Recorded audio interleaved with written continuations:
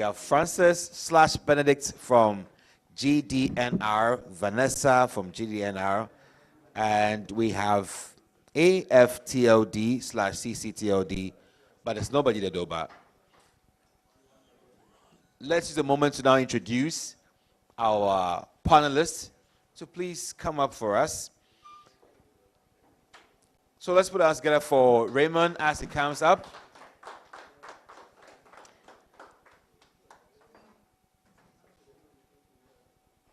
And our host, our adorable Faiza. Please put your hands together for her. Last year, she was most phenomenal. And this year, too, she will be. Please have a seat.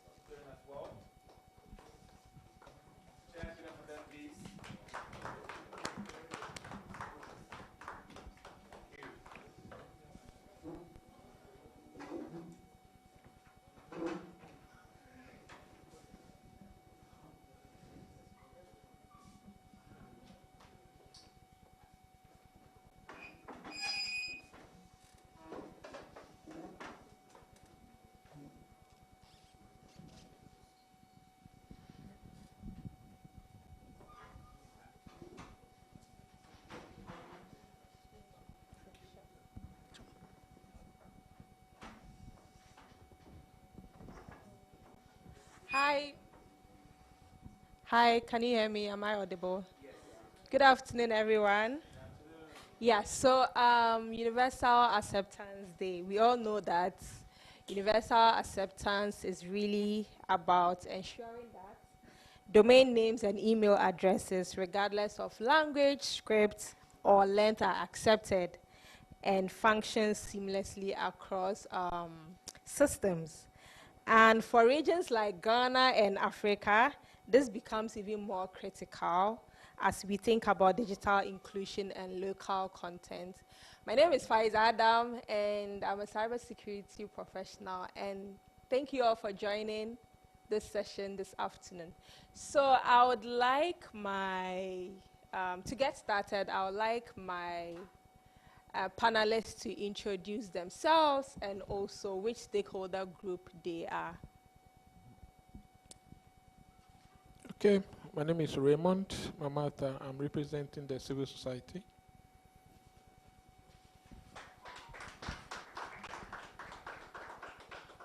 Hi, my name is Francis Akwa Ameni from the CCTLD. Thank you. Yeah, hi everyone. I'm Frank Anati and I'm representing technical community. Thank you. My name is Kwesi Awatetete. I'm representing academia. Thank you. Okay, so from the perspective of the stakeholder group that you represent, how important is universal acceptance and why should it be a priority for Ghana and the broader Africa region? This to my panelists. Anyone can go first.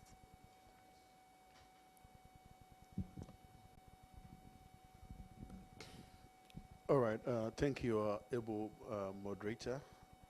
So first of all, I would want to probably break down what universal acceptance is for the understanding of all our audience. So when you say universal acceptance, I believe we've done so much today, not to bore you so much, but like it's where our domain names, our email is accepted universally on the internet.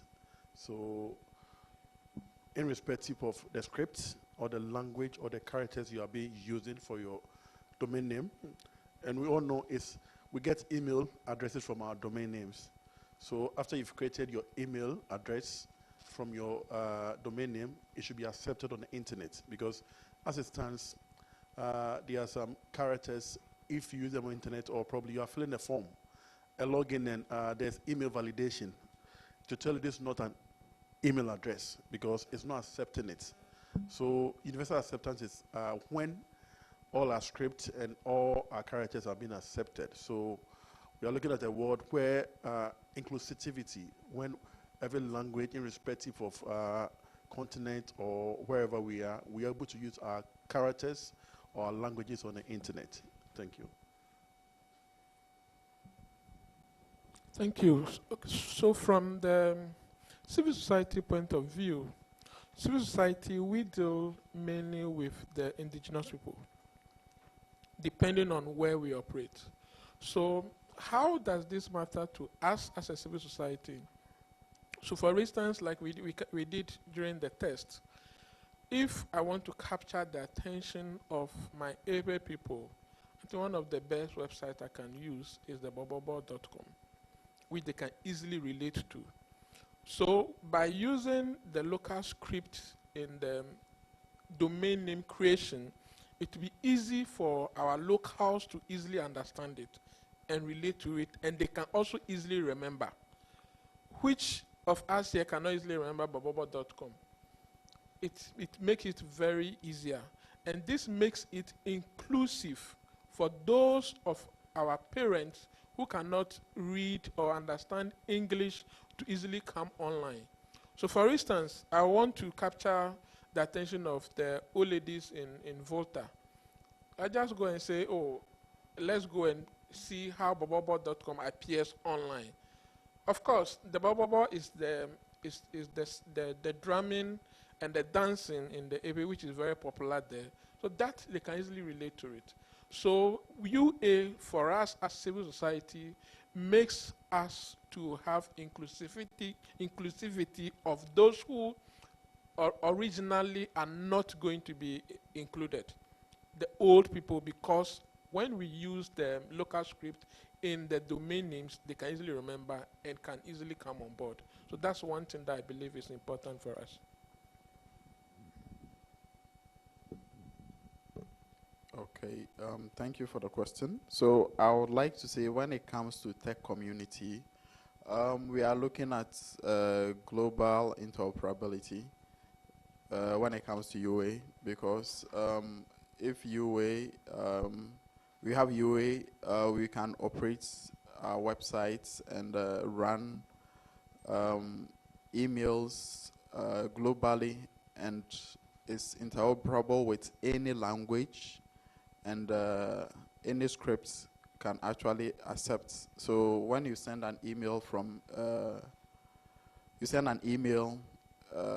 as an Arabic person, and you send to an English person, your system should be able to accept it. So this is what we are talking about, global interoperability, and it also comes to an economic point of view. It's very important because you can trade in any script at all, and it's going to be accepted at the other end. Thank you. Okay, I think I would like everybody to look at our hashtag. So check on your t-shirts, there's a hashtag. And do we all agree to that hashtag? Internet for all. This means the internet does not belong to any particular single person. But some people have taken advantage of the internet more than others.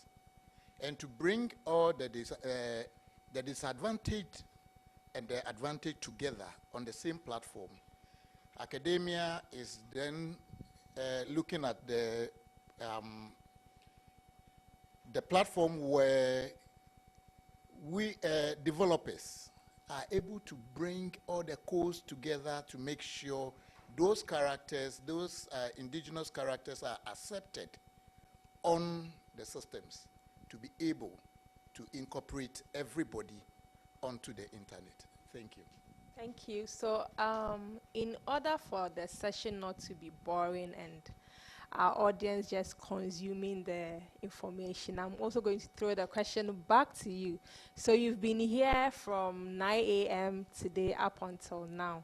You've learned a lot about universal acceptance. So from your perspective, what do you think, why do you think universal acceptance is important, and why should Ghana and the Africa and Africa why should it be a priority for Ghana and Africa? The question is to you, my audience. Yeah, and the online people as well. So if you are online, you can answer the question as well.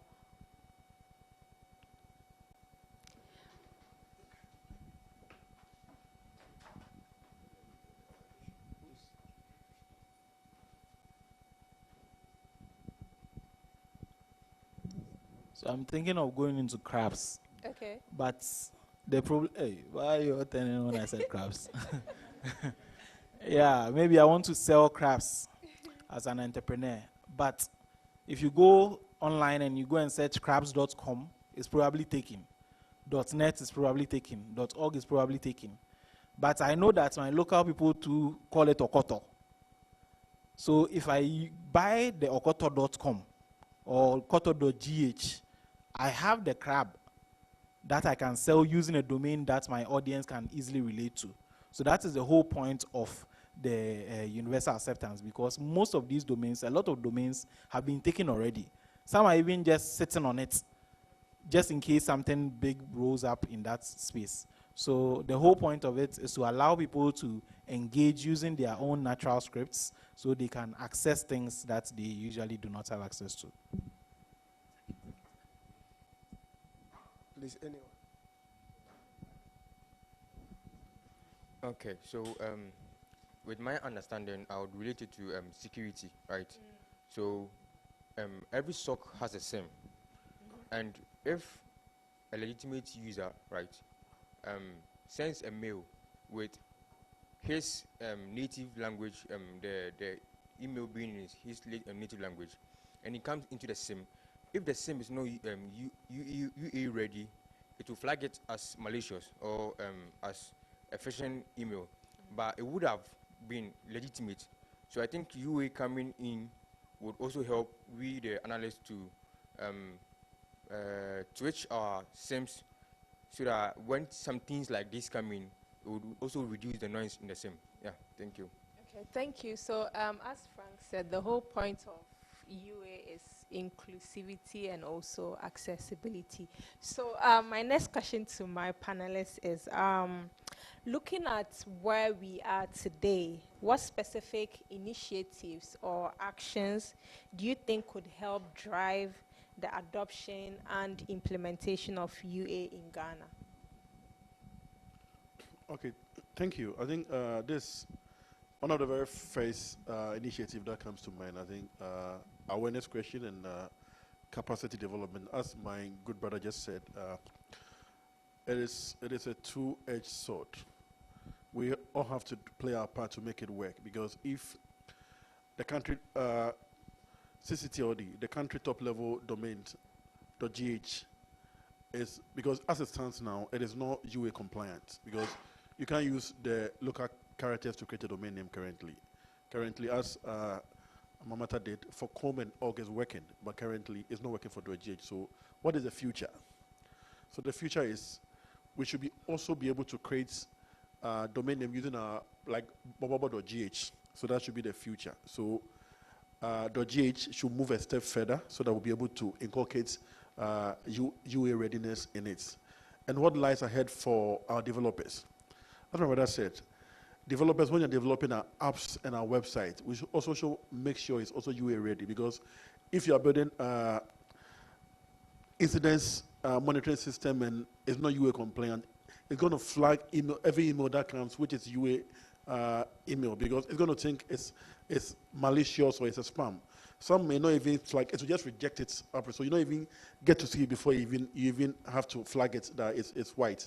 So I think it's a collective effort as you are creating awareness and building capacity, because you need capacity to be able to do your email configuration to accept those that you need capacity and education to get it done. So I think as a country, it has to start from the top level. So the CCTLD have to make sure the country domain name, because as we are promoting domain name in country, we also want people to buy .gh domain name. So if it's not ready, then people rather prefer to go and buy .com, which is ready. But we are preaching people to buy .gh. So yes, in country, we'll start from our home. We have to make sure our .gh is UA compliant, and also our tech and developers also have to make sure all our platform, because as I did mention, if our online forms validation does not accept UA emails or characters, it's going to flag it always. So let's all play our part and make sure it's going to work. And also, during my big brother, when I was saying, most of our, if you look on your laptops, the keyboard characters, you know, some characters, some countries, some Asian laptops and other countries, they have Chinese laptops. You see, apart from the usual alphabet, they have some other characters on it. You can either use the shift or other keys to access it. What is the future for Ghana? Are we going to build capacity to get that done? What is the future? I think I'll leave it for my brother technical to go deep into it, but I think there's so much opportunity for us to do as a country and get it done. So, yeah. Okay, thank you, Faisal, for the question. So, some of the initiatives that come to mind is one, training actually developers to actually look at building UA compliant applications and websites. That's the first and foremost thing to do.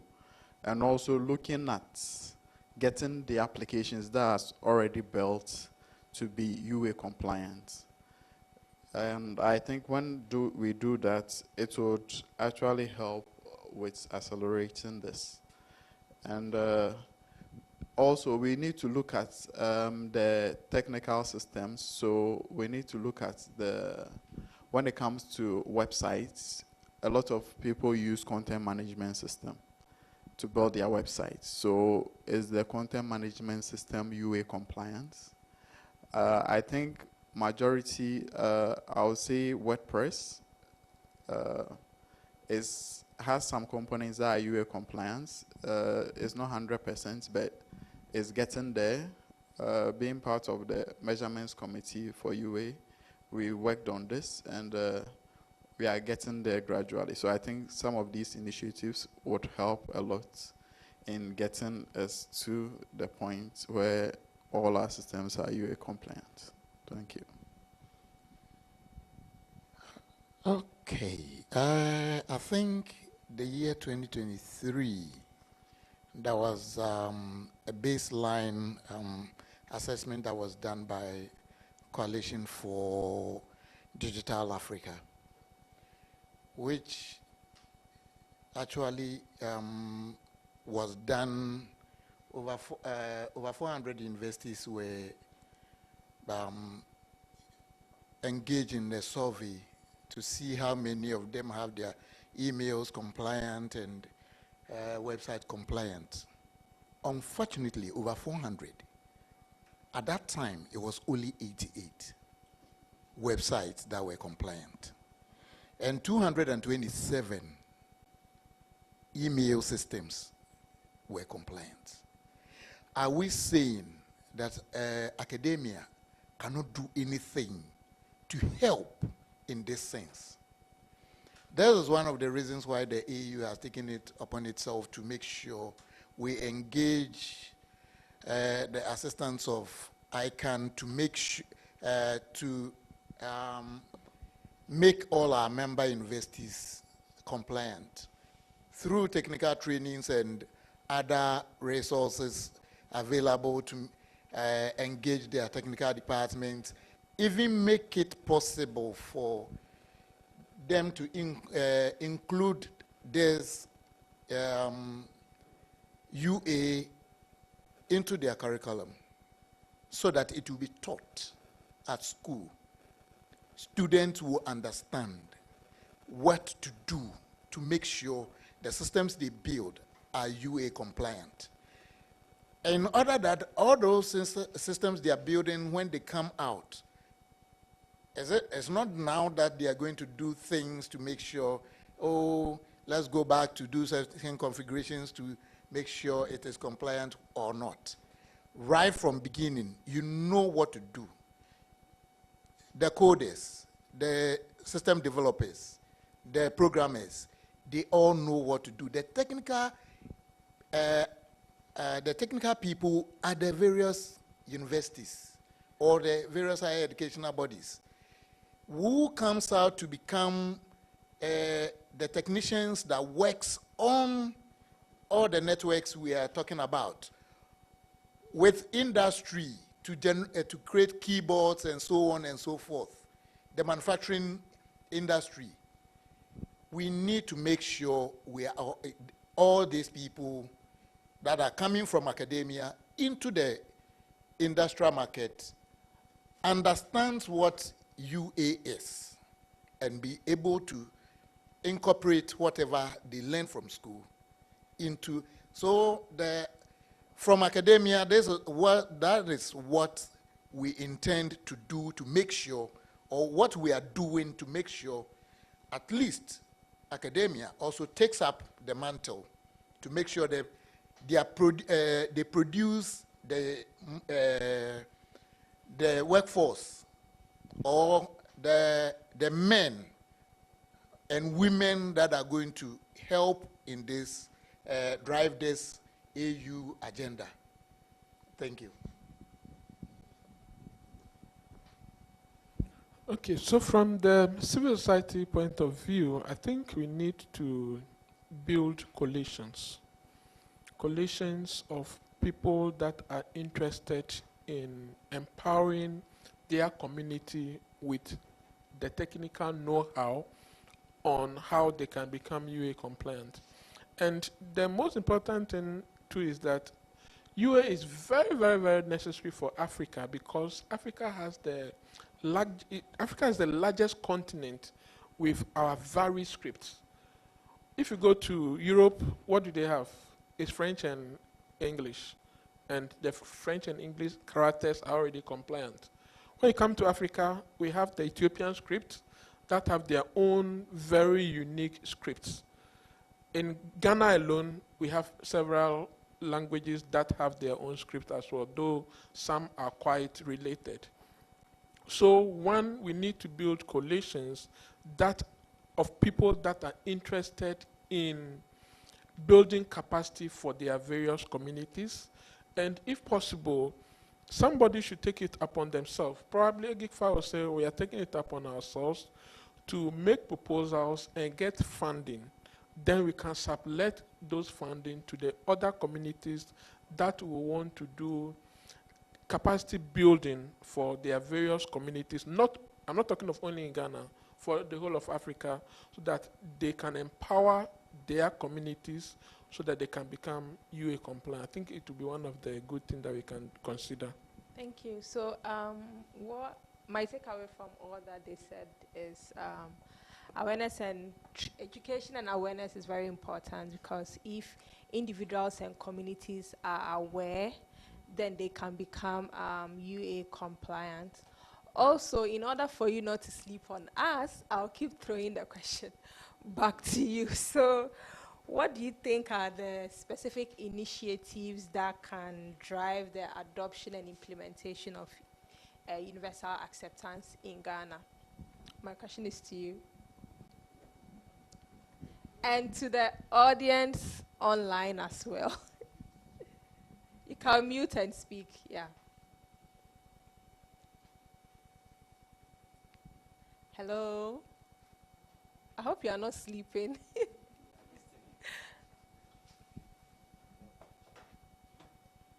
Any contributions? You can add up to what the panelists said.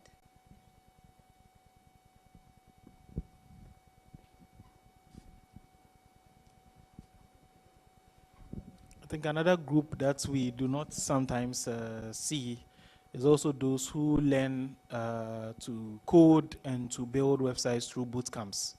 So there are a lot of these incubators and these institutions that are around that are also training people on how to build websites, how to build applications and things like that. They also need to be trained on UA, so that's when they are also training, so that it becomes a trainer of trainees kind of project, so that they also have adequate knowledge about it and then they continue to reflect it. The only way we can really make a very big impact is exponential activities, which is by teaching people who in turn would teach others. So that is another group that we might not see often. Thank you. Sule, do you have anything to add up?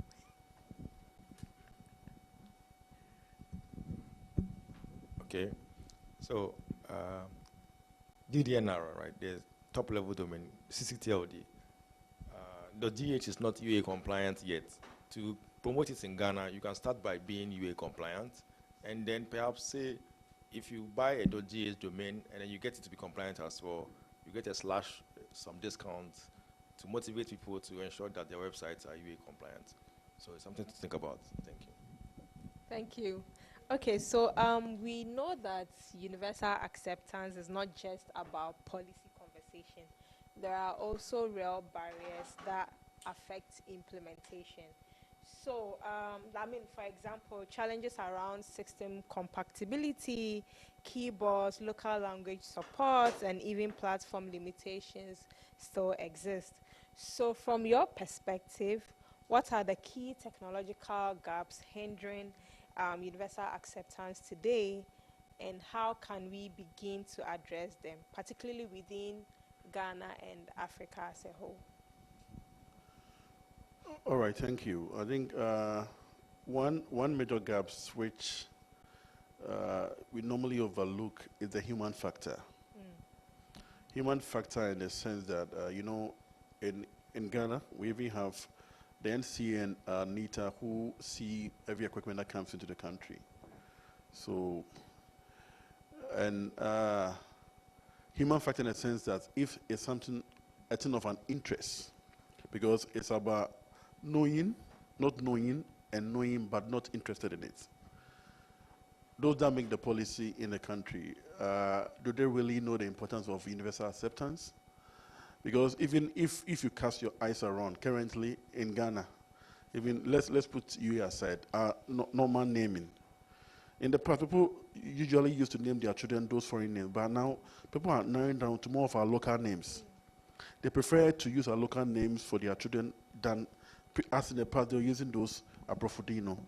So even in our local context, they prefer to use our local names for it. So I think it's about time as a country, as a nation, the things that come into the country, as in equipment, as in hardware, in terms of the hardware, we have to get to a point that we have to make sure it's UA compliant.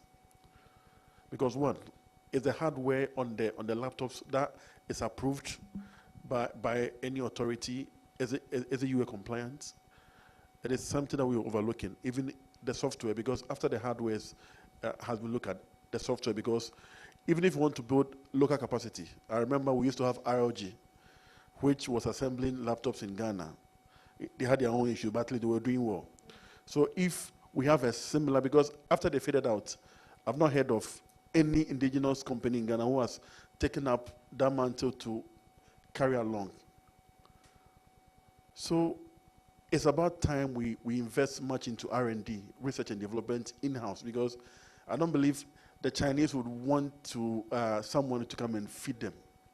Let's begin to invest in research and development in the country. Let's have in-house developers who, at a point you can, we should not be importing laptops. Ghana should be able to do our own laptops, or even not just laptops, have certain parts so that we can import the rest and assemble them in Ghana.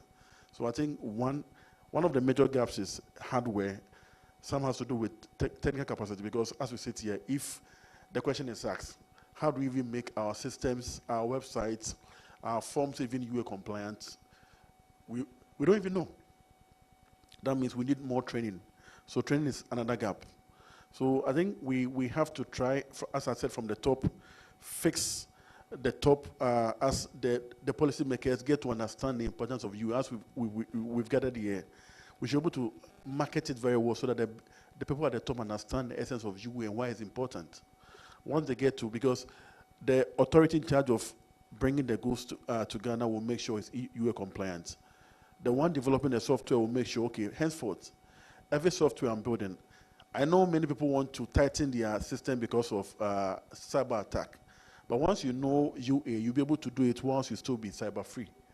So let's attack free. So let's try to, one, educate not just ourselves, but our bigger folks, so that they also understand the importance. And one, because if we talk and talk and talk, and those that make the policy don't buy into it, it's just a waste of time. So let's try and work along with the policymakers so that everything coming to the country will be UA compliant. And we as also developers, we have to make sure, let's talk to our superiors, because I know most of us are policy, technical people here. Let's talk to our superiors in the various institutions that henceforth, every application or things, because I know most of us, we do more event and stuff. So the question is, the form and the thing that we use, henceforth, are we going to try and make them UA compliant? Because as my brother has shown us how to register Bobo, maybe tomorrow I'll just go home and register it. Someone want to register Okoto, so if he comes and his company is Okoto and he has info at Okoto, the system might reject it because it will say it is not a valid email address. So I think it's a step at a time. So let's get the policy bit done and technical. So let's begin, as EGFA is doing a good work, let's also try to collaborate, as I said. Let's do more collaboration, not just government, not just private, but government should also work along so that we can build more capacity, so that we know how to build our systems, and also the system that comes in are UA compliant. Thank you. Okay, thank you for the question, Faisal. When it comes to the technical community, the first and foremost gap would have to be the technical know-how. You need to get people with the technical know-how and the insights to actually help implement this UA compatibility when it comes to applications and websites. So that's the first key gap that we have to address from the technical point of view. Because without that, we would actually be pushing the agenda, but we will still need the technical know-how to actually execute it. Because we can do more advocacy, but we need to put boots to the ground to actually get it in place and get it done. Because without that, we'll just advocate, and there will be nothing that comes out of the advocacy. So to me, we would have to have more technical know-how and get more people involved and actually train them so that they would be able to build more UA compliance applications and websites and incorporate it in their, let's say, development process as technical people. Thank you. Okay, I think education has a lot to do. Academia has a lot to do because all these people we are talking about come from academia. You talk about training, and you are talking about academia. You talk about training the trainers or the trainer's trainer. It comes from there. So what are we talking about here? There's a case where we started a pilot program we actually wanted to, together with ICANN, AU and ICANN, started a program with, pilot program with 3 universities to incorporate the AU curriculum into their teaching and learning. And it's been a long battle for the typical university setup to understand and accept that this is really something very important to adopt into their system. But they are ready to adapt AI. They are ready to adapt technology.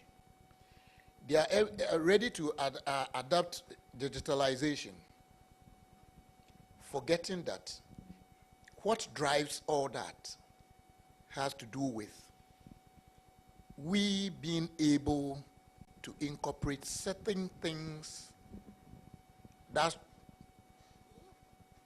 kind of drives the agenda of introducing all these digital platforms onto our campuses. There is .edu, who brought about .edu,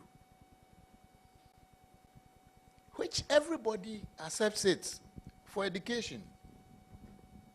So if Ghana decides to go for something else that represents education, if Africa decides to go for something else that represents education, are we not there? And these are some of the things we are advocating for. And it has been a long battle, but we hope to get there. We're still pushing to make sure. Some universities has accepted, wants to introduce, and to be very sincere, we want to use them as a test case to push the rest of the higher educational bodies to also come along. And I think going forward, if we can all go on with this advocacy, even those of us here alone start making noise about it. On our various platforms, on our various institutions, I think it will go a long way to help in bringing this menace to. Thank you.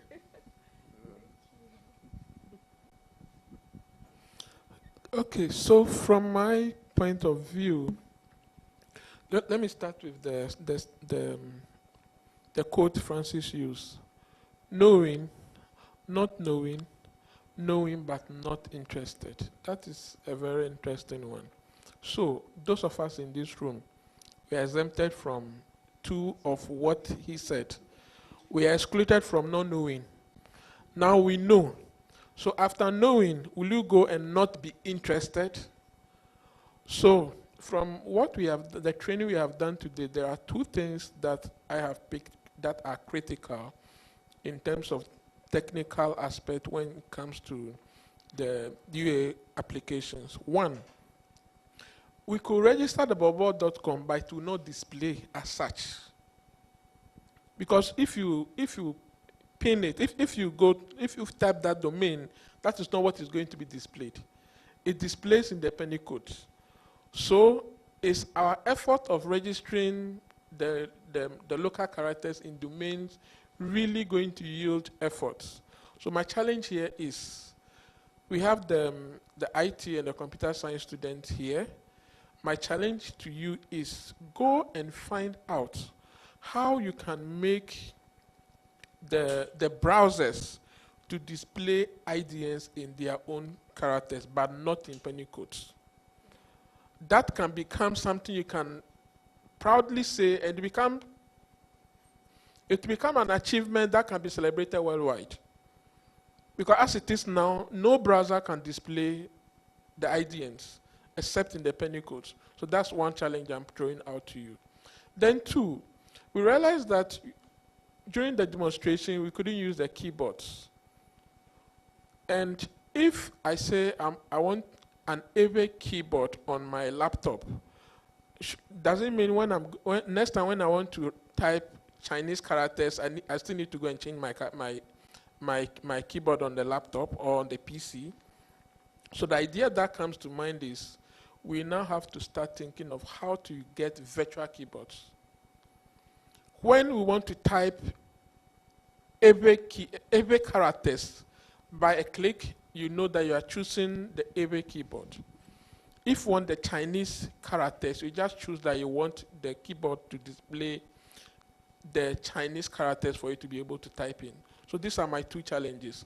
How do we make sure that our existing PCs and laptops can type other scripts, the Chinese characters? So my idea is we should start thinking of how we can have our already existing keyboards to go behind the codes that can now turn into virtual keyboard that you can easily change to any script that you want to use. So those are my two challenges, which I believe, when well done, can help us to eliminate the challenges we have when with the technological applications, preventing us from experiencing clearly when it comes to the UA compliance. Thank you. So we are wrapping up. To my audience, a lot has been said, and from all that you've heard from morning till now, we all can agree that there are challenges and barriers when it comes to universal acceptance in Ghana and Africa.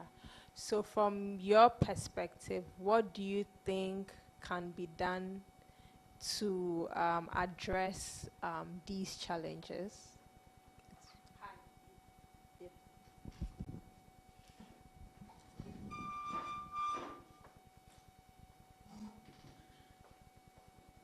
Please, after, what's your name? Michael. The ladies, one of you would have to speak. If not, you all speak. So you should decide who you want to speak. Okay, thank you. For all that we are saying, it's a very good thing that we are saying, but the problem is that the policymakers, if not, next year we will come here and talk about the same thing. Sometimes meetings like this are very good. We get the energy to do more. But the issue is that, do we have any deliberate plan to achieve all this? That's the problem. Because it looks like in Africa we like talking, but if it comes to the action, we are very quiet. The people that are developing these computers for us from the Europe, from the Chinese, they have a plan that we need to achieve this at a particular time. What is our plan also? We need to be deliberate and say that enough is enough. Let's sit down and do something for ourselves. Because Chinese man will not come here and develop keyboard for you the way you want it, because you don't even understand your language. But if everybody decide that, okay, this is a policy, we can do something for ourselves, I think next year when we come here, you will be thinking about the results of what you've done, but not the problem again. Thank you. Thank you. I think this is to our panelists, because we don't want to come back here next year and be talking about the same thing. So, yeah. Okay. Yeah, so I would want to add up to what he just said. Yeah. So with the policymakers, right, Bank of Ghana, so the banks, Ghana.gov, everyone works in silos, right? So if they are building any app or any system, and the bank builds a UA-ready application, and the API, which the app application we'll be talking to is not UA-ready, obviously it's going to break when the handshake is in process. So if the policymakers make the policy that every system or every application is supposed to be UA-ready, I think it should also help push it. Yeah. I agree. Thank you. So, would you like to take? Yeah. So let me take it from my brother. I think currently, to the best of my knowledge, NITA, which is the National IT Agency, currently the government has now they are doing compliance. Okay, so every application currently doing for government. So every application which is being built by any MDO, MMDA, the sanction is before it's been approved. But I don't think one of UA is one of the checkbox they check before. So I think one of our homework is to present a communique or white paper to them that, okay, and let them know the importance of UA in every application or every email that goes out. So it should be one of their checkboxes. And to add it, currently I'm very happy going to IGF, Internet Governance Forum, okay. Currently, we have Parliament in Internet Governance, which is very one key achievement, because in the past, as my friend said, we'll talk and come back the next year and still talk. Talk is cheap, but action is not normally as compared to talk. So I believe in some of such discussion during Internet Governance Forum, during the parliamentary track, and when they are there, I think there are some of the conversations that we should be able to have. Because they are very important. As I said, they make the policy. Maybe they're not even aware UA even exists. It will surprise you. The parliamentarian may not even know UA exists, but they'll make the law for you. You have to abide. So I think we have to make a conscious effort. So this one is a, I don't know whether it's a plea or a charge I'm giving to EGEFA. If after this program they can present a communique or a recommendation to the Minister of Communication, Data, Technology and Innovations, that we've had such an event, and we want to start from the top, from government. We want to see government to just do a checklist for us and see how many government websites, because now we have the eGov.gov, which has the passport service, all the e-services there. Is it UA compliant? So charity may have to begin from home. So if EGEFA can take this lead, okay, we are presenting this communique to the minister. Now I want to make sure we want Ghana to be UA compliant. So let's start from the top, the government. Let's see, because now we are preaching digitalization. So that means there are a lot of services which are going to, now DVL want to go digital, Office of the Registrar of Office want to go digital, Tax Office want to go digital, some are already there. So if we want to do all these online services, are they UA compliant? The question as of now will be no. But going forward, so I don't know if it's a charge or it's a plea to EGEFA.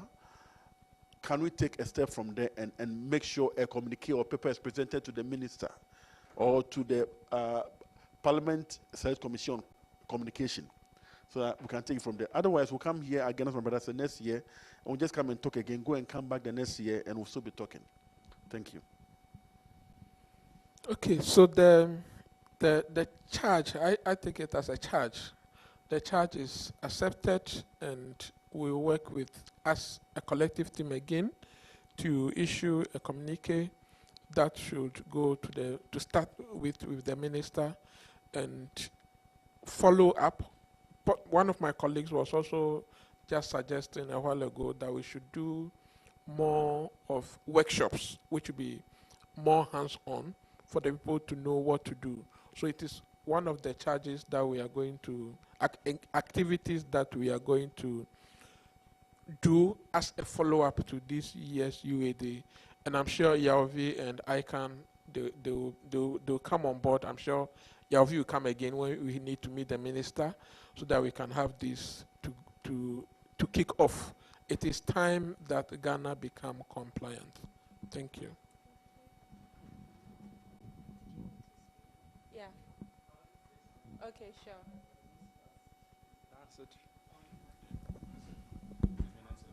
Yeah, like, you see, when developers create apps, for instance, like they sign up forms and everything, they mostly use the outdated, and you know the process is long, so some things are already on the internet, so they copy and paste to avoid the whole process.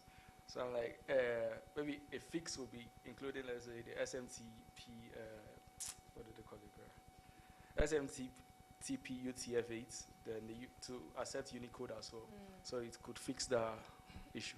Okay. Thank you. Thank you.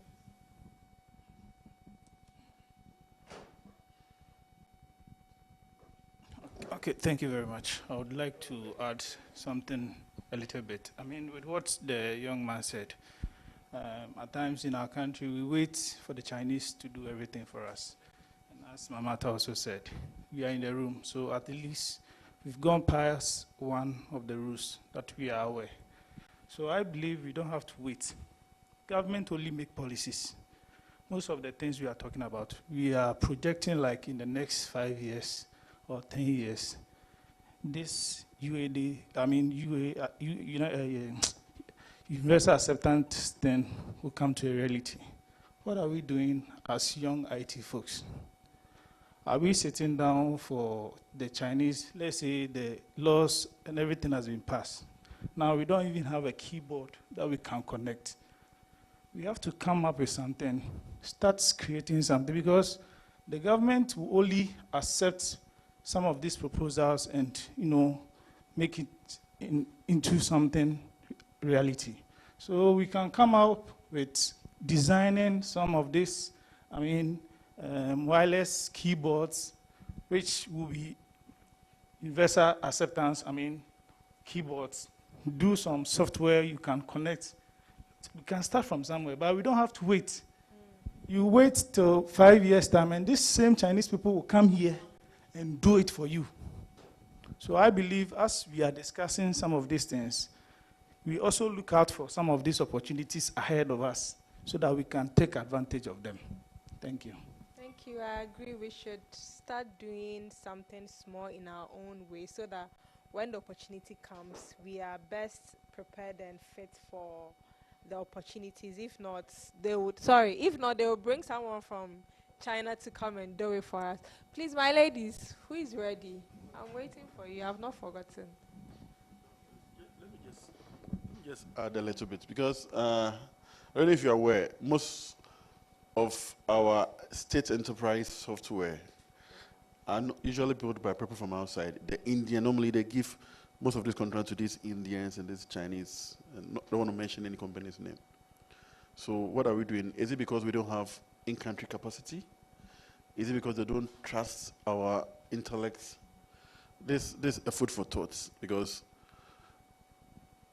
looking just within our continent, I know Ghana is one of the countries that has one of the best technical in terms of technology. We have the skills, but usually they go out and bring people to come and do it. And at time now, we have issues of data sovereignty. The way the software, they don't want to give you ownership, and now it is one issue Ghana is battling over. But we should be looking into a field because if an Indian person comes to build a software for you, I don't think he's going to think of putting UA compliant for Ghana for you. It is not his interest. So the food for thought for us, if it's capacity, let's build more. If it's about letting them know of that we can, let's let them know we can do so that they stop importing people to come and build software and enterprises for us. Thank you. I think one of the things we've also been seeing is that when we talk about technology fairs and so on and so forth, all we see is robotics.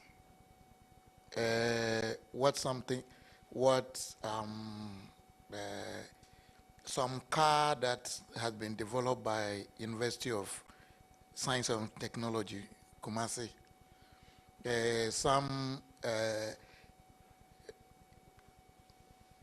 aeroplane, something that has been built by somebody. But normally we don't see softwares. We don't have a lot of softwares being demonstrated at our technological expos, where we will show people, we will introduce to people for them to know and understand the kind of softwares we've developed. So, sorry, when these events are coming up, please, those of us that are into system development, that are into apps development, let us show up. Yes, I know sometimes some of the things are expensive to come by, but it will be better for us to find money and spend on them so that we get a market for it later than sitting behind and thinking that, oh, as for management software, there is some online, so why can't we just adapt it and modify it to suit what we need? No. We need to start developing some of these things on our own, a lot of them, that are more suitable to our environment than bringing a lot of these applications from elsewhere. And that is why when states need to buy something, we want to look out there because we adapted what we are using, what we have modified from out there. Once they get to know the source, it's done. But if they realize that the source is you, and you can do it, and you have what it takes. Right now, fintech, there's financial technology softwares, financial softwares. Good. There are a lot that are being patronized locally than the ones coming from outside. So what are of the other areas? Can't we do the same? We can. So please, from today's meeting, let us believe we can and face the reality. Thank you. Thank you.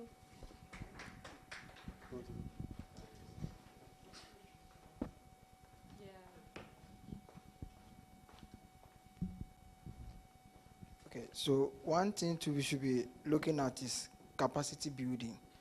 You know, most of these things, before they can be done, we need to invest into the individuals.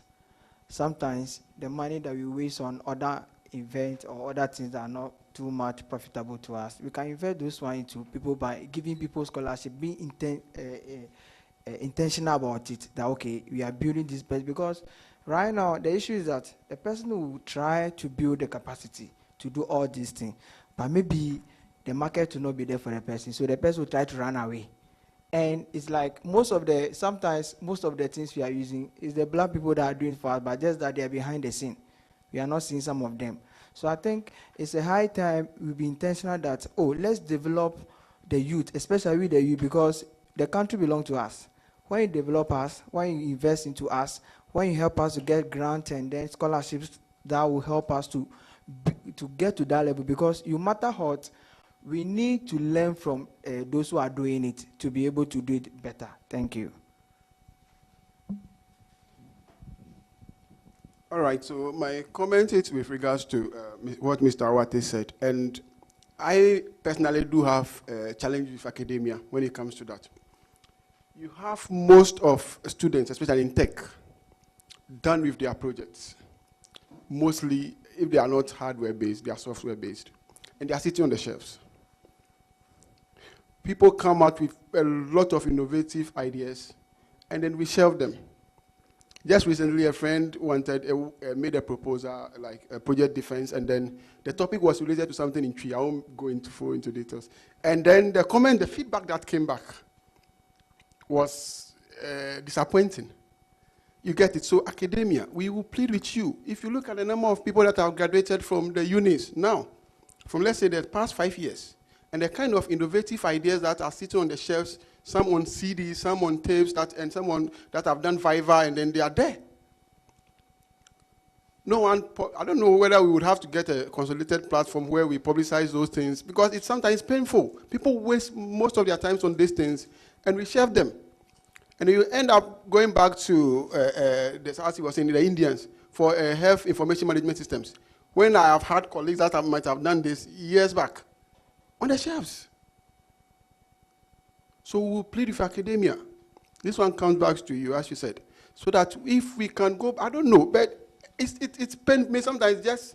It pains me, because I know that like young men are putting things up that should be showcased, but then also now it's like we want to do it, let's do it, and then let's graduate, and then they are out of this there. Sometimes they even go up there and go and implement the same thing in a different country altogether. So we'll plead with academia. If most of our works can be, publicized, it can be marketed, I don't know, but then I think maybe we should have a consolidated platform where we try as much as possible to bring up all these, ideas and then solutions up. Then from there we can take it from there. If not, every now and then we'll be engaging the Chinese, the Indians, and so to be doing our systems for us. Thank you. Okay, thank you. I didn't want to say anything, but when he mentioned about project work, I think the academia I think that one, sometimes you go to, IT is more about innovation. Sometimes we have something that is in our head that when we want to express ourselves, you have to allow us to express ourselves. But you want to do a project and the supervisor is telling you, you must follow the school's old template that, so sometimes it's frustrating. Yes, because you want to express yourself in a way that you are the only one who really understands what is going into your mind.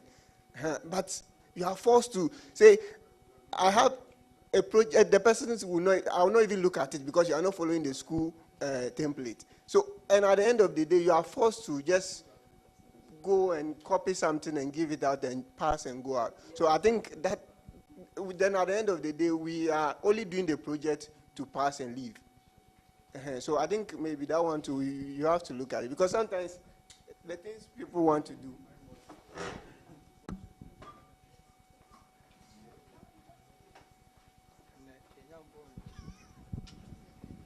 Yeah, the point about the project work, it's not easy. Because the project work I did in school, that I didn't use. But later on, I saw it being done somewhere else. There's questions about IPs and all of these things. But the thing to note is that academia doesn't have money, right? It's industry that has all the money.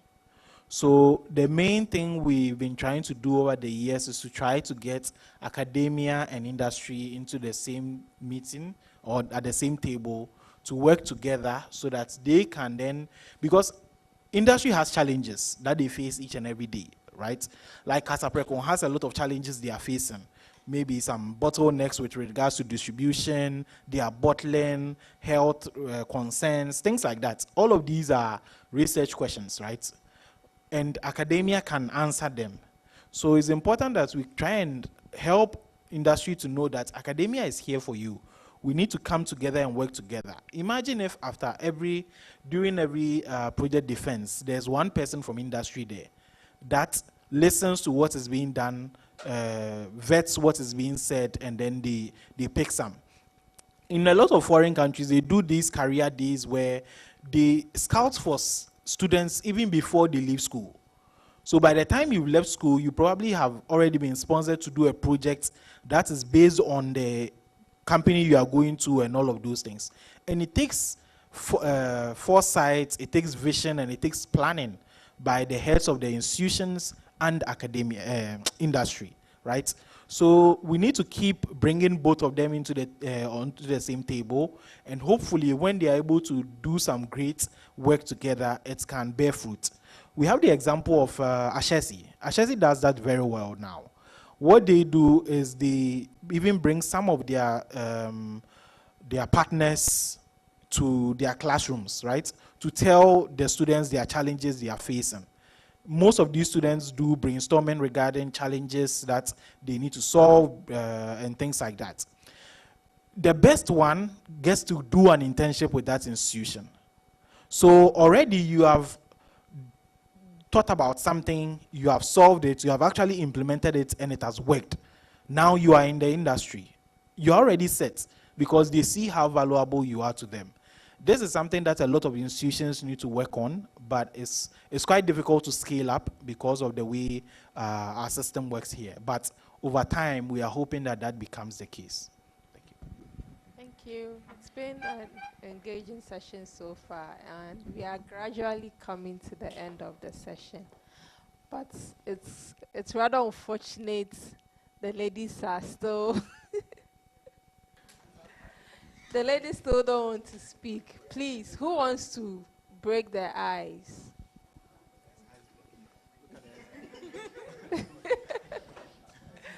Okay, I'll come back to you. Please think about what you want to say. I'll still come back to you. You have to speak before we end the session. Okay, so from my final question to you. So from a corporate or organizational perspective, what practical steps can institutions take to ensure universal acceptance compliance within their systems and platforms? Okay. When it comes to the corporate sector, everybody has a role to play. In the cybersecurity side, they say that the weakest link in the company is the humans. Here too, there's another saying that says, if you see something, say something. So you have come here, have you seen something? So when you go back, are you going to say something? And we have all done the test to see if our emails or website are compliant. My colleague here has told me we are not compliant, so we have big problem to go and solve. So you too, when you go back to your offices and you know that your system is not compliant, say something. Start saying something. make the most noise that is needed for it to get to your MD if your tech teams are not acting. When it gets to the MD, will the MD be pushed to act, tell the tech people to go and do something? So we should not sit and say it is the MD's duty.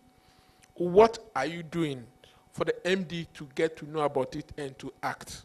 We all have a role to play. Go and do your part. Like me, I'm going to play my part by making the most noise that we are not compliant. What about you? Thank you. All right, thank you. I'll put my final remarks in 3 words: collaborate, adapt, and implement. Collaboration, I'm happy we have an ICANN staff here in this room. And UA, Universal Acceptance, ICANN is championing it, and some of this training capacity we may do and not do without ICANN. So collaboration is important, and I'm very glad what my brother said from behind. At times, some of these organizations probably, you don't even know how, but some of these students will be able to help you. So if we are able to collaborate with the university, the institution, we are able to adapt and implement and solve our problems. Thank you. Yeah, thank you. So from my point, from the technical point, the first and foremost is to look at how compatible my corporate website and email system is, whether it's UA compliant. And from there, if it's not UA compliant, we're going to work on it so that it becomes UA compliant. So that's what I'm going to look at from the technical point of view. All right, academia is also pushing for UA to be inclusive in your curriculum, so that you'll be taught, it will be taught at school. Now, the challenge is, after learning, what do we do? Is industry also ready to accept us?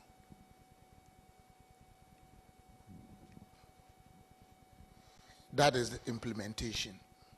Because whatever we go to learn in school, we come back to implement.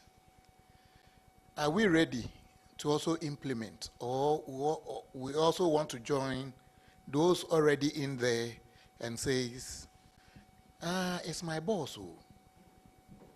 My boss says so. I so soon heard somebody telling me, this is the format at which you're supposed to follow. In this institution, you have to follow this, and that's the end. But people in that same institution have gone behind that same, what we call it, formats, and have made it big out there, of which me and you can do. I believe we can all say to ourselves today that I can. Not I can as in I can, but I can. Can we tell ourselves this? Then let us all go with it. I can. From today's UA meeting, let us go with this word, I can. So that when we see something, we say something. We do something about it. When it has to come with collaboration, let us get ourselves together. At least we've become a family. Let us, when you're having challenges, call anybody here who was part of the training. Charlie, help. Or call AAU. We need help. If you have links to Mr. Yalvi and ICANN, we need help. And then we can do it as Ghana. And then help Africa to become universal compliant. Thank you. Thank you. So the question is back to you again. You've heard a lot. What are the steps that you would do when you go back to ensure that you are UA compliant with the systems or the platform that you use in your various organizations. This one, everybody must talk. You have to, whether you like it or not. You've heard a lot, so we are going to go around. All the things that you've heard, when you go back to your various organizations or institutions, what would you do, or what are the steps that you would take to ensure UA compliance within the systems or platforms that you use? So, yeah, can go first.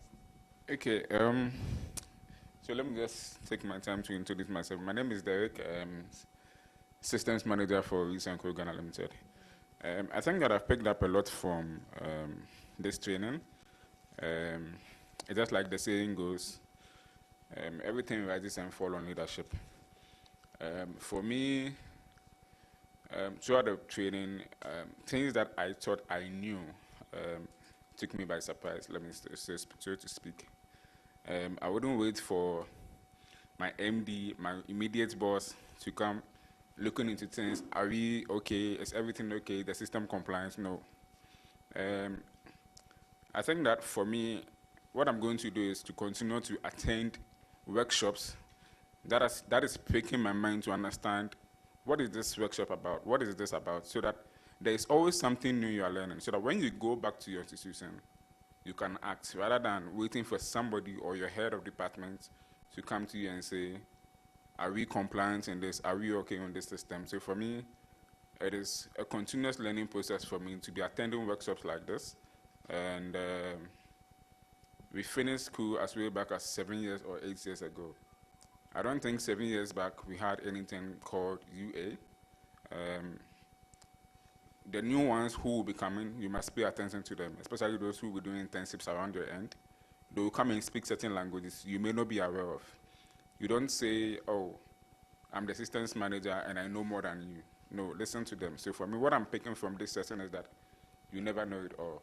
It always rises and falls on leadership, but for me, I'll always continue to visit programs like this and then pick a few things or two, and then when I go back, whatever I've picked up from here, I'm just going straight to implement. And just like my boss said, he quickly came to ask me, are you compliant? And I said no. So once I go back, trust me, I wouldn't wait for anybody to come to me and ask, how are we on systems? Is everything okay? I'm just going to do what I have to do. Yeah, so that's what I have to say.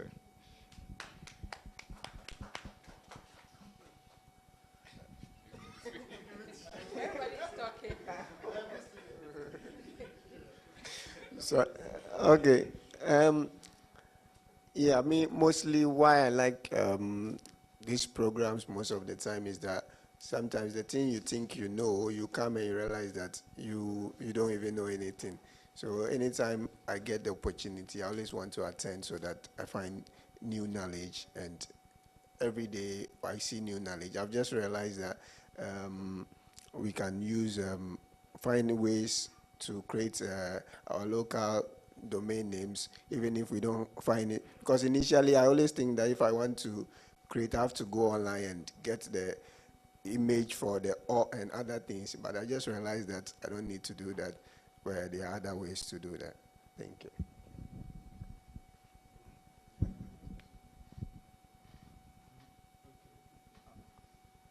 Okay. So first of all, I want to thank the organizers for this beautiful program, because it has been very impactful. Me, when I was here, I was checking everybody's email. I started checking everybody's email to see whether what is happening, and I've seen that there's trouble, but it's not too late. From tomorrow on, we will start working on them. And also, I want to suggest something to our organizers once again, that these programs like this, I know they are expensive to organize, but it should not be yearly. Sometimes you can even engage virtually, because things like this, technology is dynamic, it's not static. Even whilst we are talking here, something is changing. So help us to get there. And also, I want to again say that if we can have the UA day like the way we have cybersecurity awareness, like 1 month, then radio tour, everybody should be aware, they should be on board in town, because it's like the information is limited to us here. the project will be projected onto a website or any platform for others to view, and it should be made international. And it could create trying to like express yourself or bring in what you know, and you get pushed out, or it makes it seem like, oh, you are doing something different from what is accepted. Then it look like maybe you are being disrespectful or being too like acting like you know too much. So I just hope that the senior people in here, when they go back, they make it open. But I mean, I'll try to like bring what I can bring. You understand? That's if there's room for it. Thank you very much. So shall I go this way? No, I don't know whether.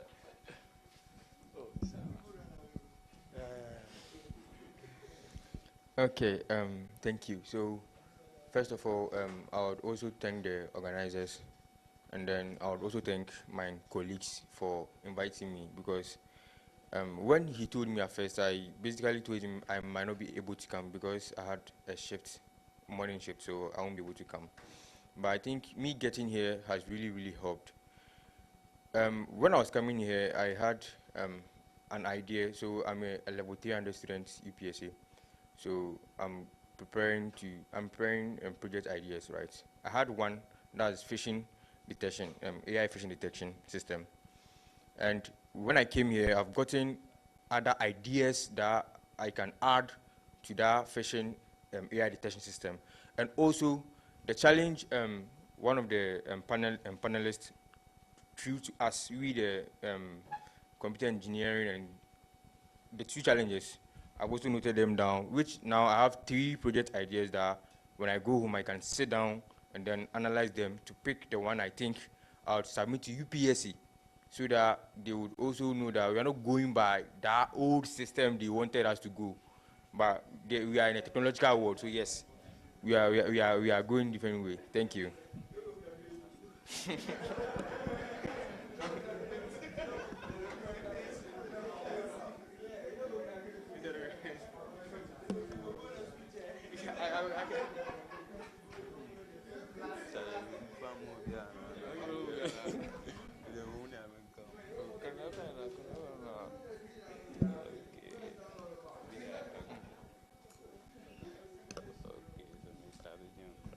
Okay, so I'm also an IT student from UPSC, and I'm going to learn, or I'm going to work on the challenges that the panelists threw to us. So I'm going to work on how to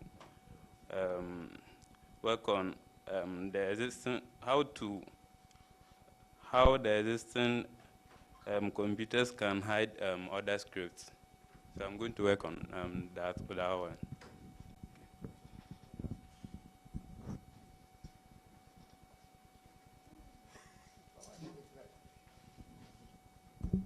Yeah, thank you. So, as discussed, my main challenge with UA was about social engineering. Already, you know, we are dealing with deep fakes, and to add UA, like users will be suffering, and then it's like phishing attacks will be running all over the internet. An example with the Kotor and the crab we have given, somebody using Kotor and another person mimicking it crab. It just you know.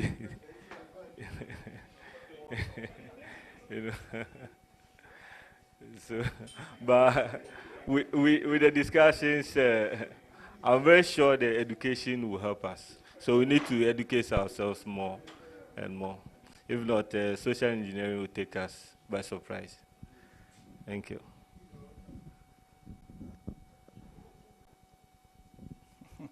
Right. So my daily work, I actually work directly with developers. So my work actually spans across picking their code and then making the code readily available to users. So my focus is going to be on the email address internationalization support, right? So that anybody else where they input that checks in the code base, so that anybody elsewhere who input any character from any part of the world, it can go through the system successfully. Thank you. Okay, thanks very much for the opportunity. I'm Eugene. So I think most developers don't understand how to use the AU, specifically in my school, for instance. We have a lot of lecturers. Most of them might not have deeper understanding of how the system is being operated. So if we develop workshop for these developers, I think it will help. It will help the system to make sure it's performed uniquely. And also with compliance, I think there should be a periodic audit so that it will help track any errors and mistakes to fix them quickly when the need arises. Thank you. Thank you. I'm Blessing. Please, what will contribute is that for me, what would do, since Level 100, I had the interest of building a website, but at some point in time, I stopped because I thought I couldn't see any organization supporting students or something like that. So what I would do is, since I've gathered information from here, I'll try and circulate it on my website, push it whenever I see any info about this, so that people like me, others, the students like me that have interest, like this, the IT students, they can also engage, then build up. Thank you. So, thank you. Please, I'm Erica. So with me, I'll try and attend more events like this to enhance my knowledge that I have acquired here. Thank you. Okay. My name is Sylvester Pakofi, his son. I won't talk much. I will just show action when I go to when I go to my organization. So, yeah.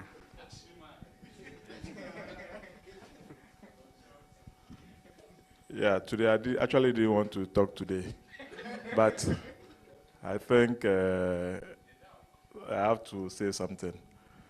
One, I'll pick on this. I have to go to my organization and do this and do that. Most of the time, there's this big gap between business and IT. It's all because they don't understand what you are doing. So it's not a matter of you just go in and say, I'm going to do that. It's about communicating to the business for them to understand what you are trying to do.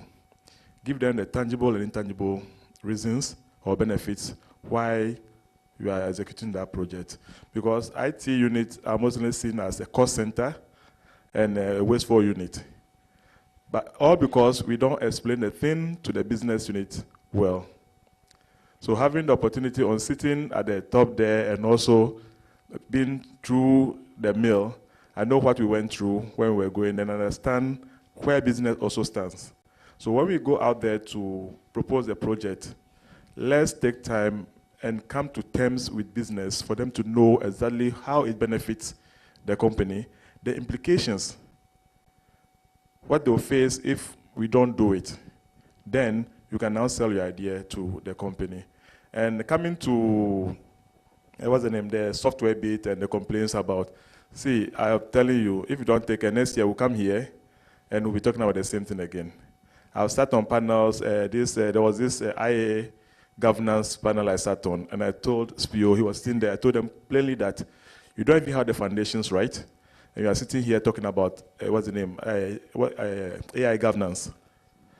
We don't have the data and everything, but we always try to jump and do the next step. When we finish this program, the first part, I spoke with Raymond and my brother there, Francis, and I told them, the places we need to start the thing, you are asking someone in his country to adopt your local language. Whilst we have the .com.gh here, why don't we start in-house? So I think we need to identify, it must be a conscious effort. I always tell people, Dubai didn't just stand up and do what they are doing. They consciously put a plan in motion and went one at a time. But it looks like we are just jumping all over the place, you hear this government official saying this government official saying this. But we need a conscious effort to say this is how we want to plan the country in the next 10 years, in the next 20 years, and start from a point. That's where project management comes in. So as young ones, I'm still young, as young ones, let's try our best to push our ideas through, but let's also be conscious of the things needed to be done to be able to implement such things and be successful with it. Otherwise, we'll end up like what is currently happening with the politicians and other groups. Okay. Mine is it's got to do with the academia and then the industry coming together to work. I have my personal experiences, especially where I found myself. Just a week ago, I need to defend my PhD proposal topic. 4 panelists from industry said it's well approved. 1 person from academia said, no, I will not approve it. Yes, so, and that's a very big challenge. It's a very big challenge. So if the 2 of them work together, I think we'll move forward. Thank you. Thank you very much. So my takeaway from here is when I go, I'm going to discuss with my unit, the IT division, about making our systems UA compliant, and then also the forms on our website should also be UA compliant. But we also have to look at the security risks so that we don't try to solve one problem and then create another one with new phishing attacks and so on. So we'll have to look at the security aspect also. Thank you.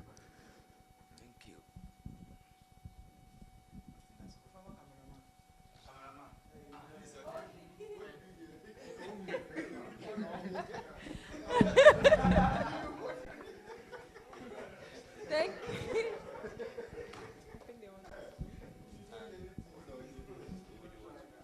Okay, yeah, then. All right. Our final. Joseph from the Ghana Domain Name Registry. So I think I'll commend the organizers, especially the panelists, for these exciting discussions. And also, I think going forward next year, the T-shirts, we should have bigger sizes because I'm really struggling. And I believe we are in the awareness creation phase of this Universal Acceptance Day. So I believe going forward, we shouldn't center everything in Accra. We can be moving across the regions, northern region, Volta region, because all that we are talking about, those are the people who will benefit more. So I believe we should also try and move across our regions to create the awareness there. Thank you. Thank you. So we finally come to the end of our session. A big thank you to our panelists for sharing. Oh, we can do better. And also thank you all for engaging, and also thanks to the ladies finally speaking. Yeah, so thank you all for engaging, and thanks to our panelists for sharing. And I remain Faiza Adam. Thank you. Thank you very much. Please do it for them. And a photograph will do. I mean, this is historic. Wonderful. Who's taking a picture? Yes. Thank you.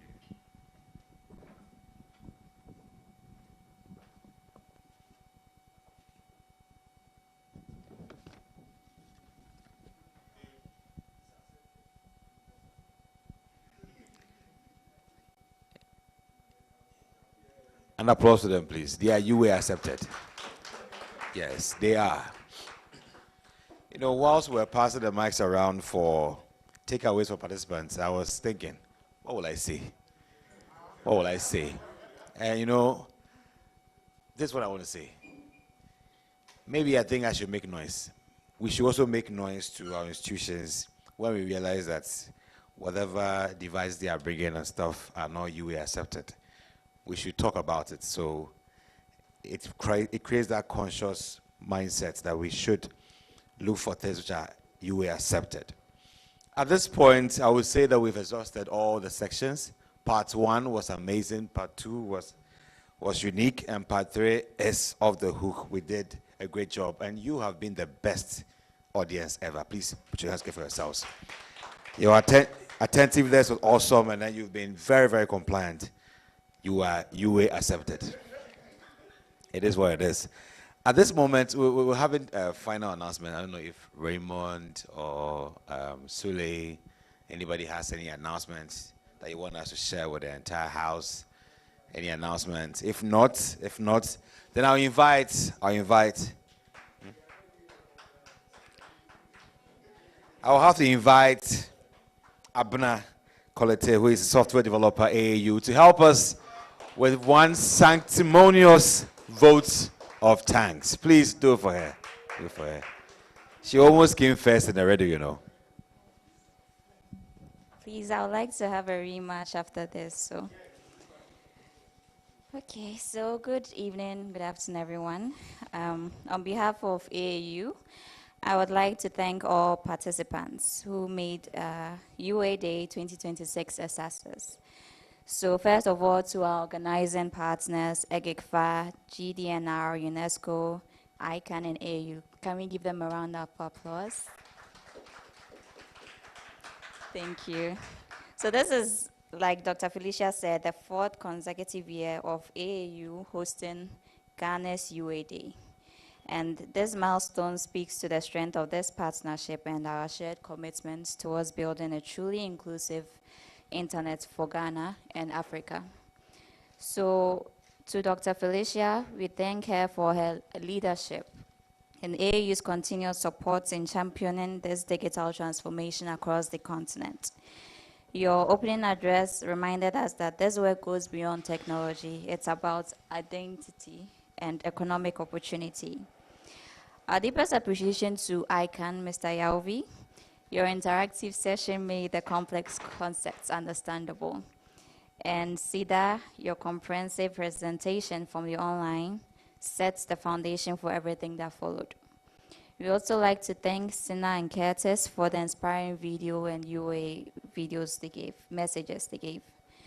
To UNESCO, who was represented by Mr. Abdul Hamid, the powerful message he gave from Director Kanila. We'd like to thank you for your unwavering advocacy for multilingualism and the linguistic diversity in the digital space. To Mr. Raymond Mamata, did I mention it right? Mamata, okay. Mr. Kweku Entry, Mrs. Maud Ajili, Ashon Elliott. We'd like to also thank them for their remarks and the critical work these organizations do to advancing internet governance and digital inclusion in Ghana. We'd also like to give a special acknowledgement to our technical team, Mr. Sifwa, Mr. Tete, Mr. Sule, TV, Mr. Chief, and all the team that helped make this day successful. We saw live demonstrations of email server setup, WordPress configurations, domain registrations, with our local scripts brought to life. We watched the test from Waseku, how the emails arrived. So we know this is no more a theory. We have moved from just speaking to actually doing something about it. And we'll also like to finally thank our panelists this afternoon for the engaging discussion on why universal acceptance matters for Ghana and Africa, and the practical steps we must take to adopt this. To all participants, we would like to thank you for joining us here in person and online, for your engagements, for your questions, and your commitments. And we hope you bring this knowledge back to your organizations. We saw how to register domain names with our special characters like or, and then other local characters. And we saw how the systems can then accept these emails, how it would look like. And we've learned that universal acceptance is not just about technology anymore. It's about ensuring that we are not excluded from the digital world just because of the language we speak. And so as we close today's program, we would like to remind you that the work doesn't end here. You have to play a role, whether it's asking your providers if their systems are UA compliant, whether it's testing your email addresses or updating your websites to accept these valid domain names.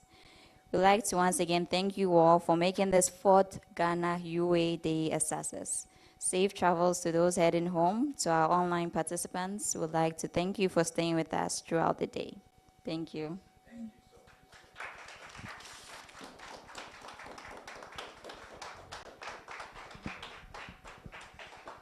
Let's do it for her. Well, thank you so much, Abena, for that. Really appreciate. Very succinct. And there isn't much to say. Just to say that there's a video I want to show you on the screen, just a minute video. The AAU wants to use this opportunity to also invite you all on the 25th of May to the African Academic and Heritage Fair. Very historic events that we want to invite you all to participate in. It's a moment we commemorate Africa's unity and also celebrate Africa's long trend of knowledge and innovation. This will be happening here on the 25th of May, so you're all invited to be part of this event. Whilst we're waiting for the video, I want to say that all the participants who are like, they want a second touch, they want to come again and redeem their image. Okay, you said it. We've heard you. We've queued in another one. Show yourself.